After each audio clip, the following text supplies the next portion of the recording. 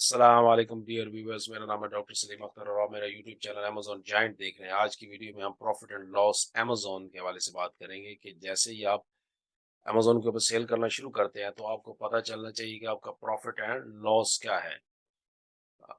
उसमें आप देखें कि आपका ये सारा, अब मैं इसको सबको टोटल कर रहा हूँ कि मेरी टोटल ग्रॉस प्रॉफिट कितना है, टोटल सेल्स 300 हैं, टोटल यूनिट्स मेरे 25 गए हैं, टोटल यूनिट ग्रॉस प्रॉफिट मेरा जो है ना वो तो 732 है। फिर इस तरह करते हुए मेरा जो ग्रॉस प्रॉफिट 23.20 है।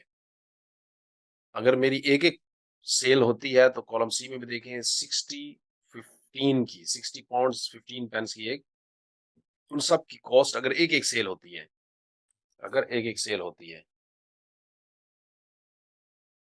अब देखें ये मुझे कॉलम ई, एफ, जी में लिखने की कोई ज़रूरत नहीं है क्योंकि वो टोटल